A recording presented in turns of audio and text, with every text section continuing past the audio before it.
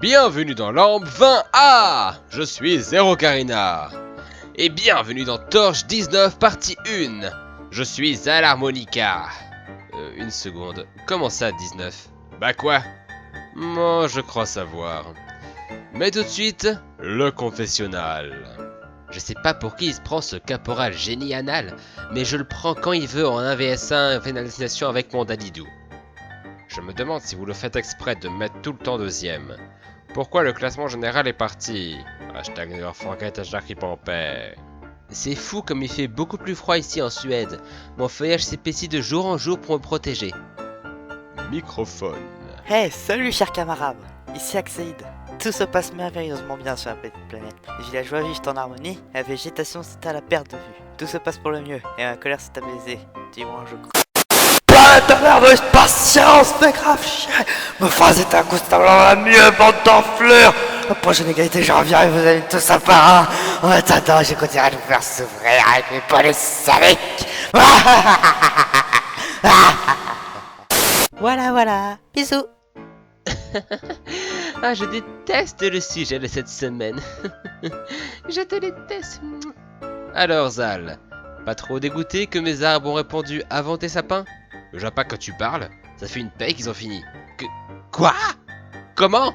Mais c'est impossible! Et pourtant si! Tu vas devoir supprimer ton émission. Zal? Les enveloppes contenant les réponses sont vides. Et si je crois YouTube, ton émission a commencé après la mienne. Oui, et regarde ce qui sort des débris de ta navette. Il s'agit du sapin Altaïd. Tu n'as pas eu d'accident dans l'espace, et donc tu n'as pas pu faire ce round, et ainsi éliminer ce candidat.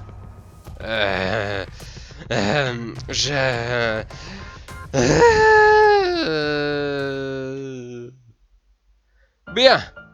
Maintenant que nous sommes sûrs et certains qu'il est bien le copieur, même si à vrai dire on n'en doutait pas trop, il faut toujours que quelqu'un aille l'accompagner au tribunal.